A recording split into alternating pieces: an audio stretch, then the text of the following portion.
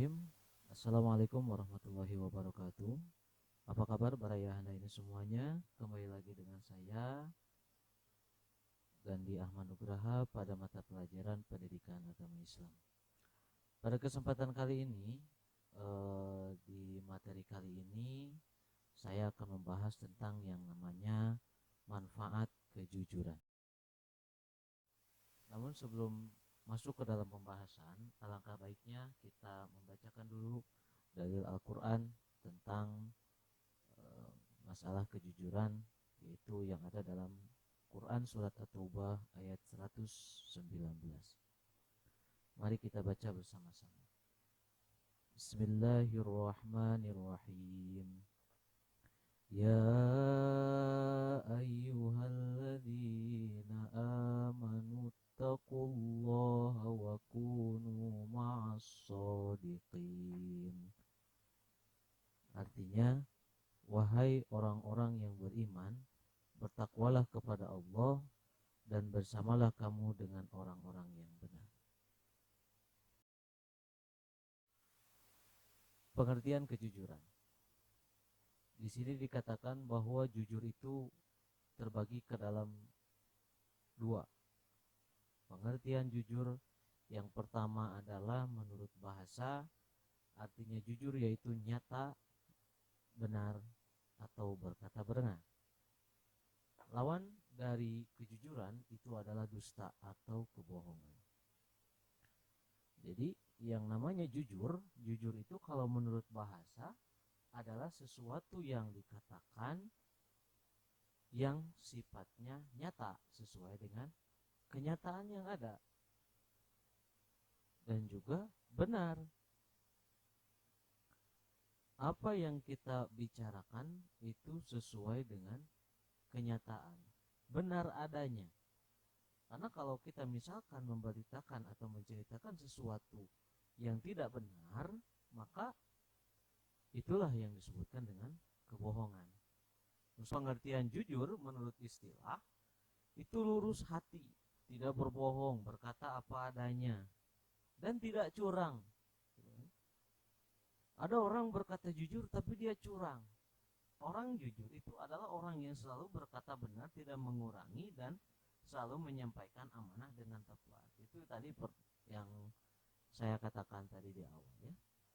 Yang keempat, kejujuran juga berarti kesesuaian antara ucapan dan perbuatan, kesesuaian antara informasi dan kenyataan, ketegasan dengan kemantapan hati, sesuatu yang baik yang tidak dicampuri dengan dusta.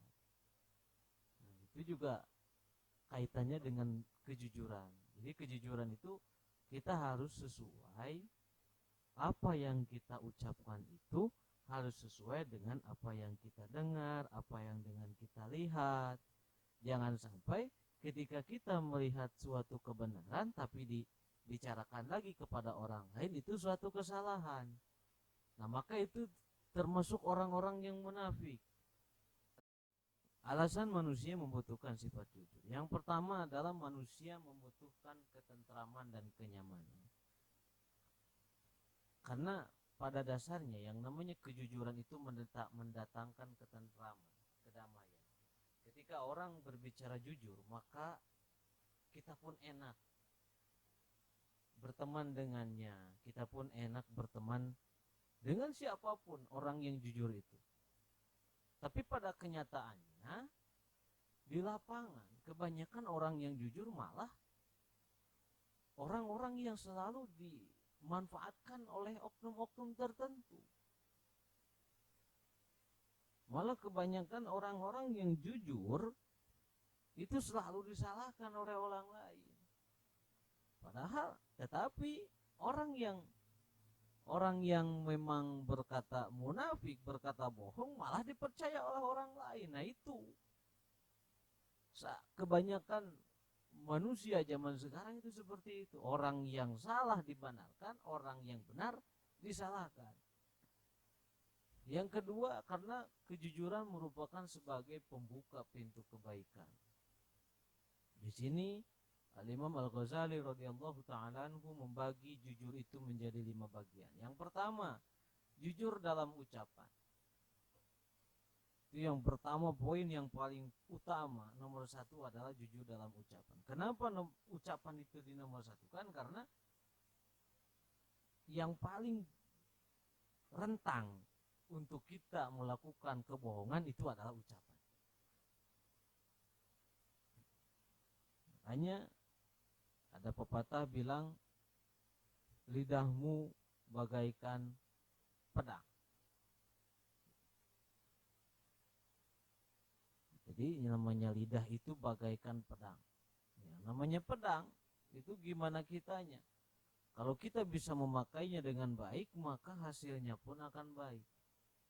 Kalau kita bisa memegang itu pedang dengan tidak baik, maka hasilnya pun akan tidak baik. Terkadang dengan satu kata yang diucapkan oleh lisan itu dapat menggores yang namanya hati. Ketika hati sudah tergores oleh ucapan, maka sudah hilang kepercayaan.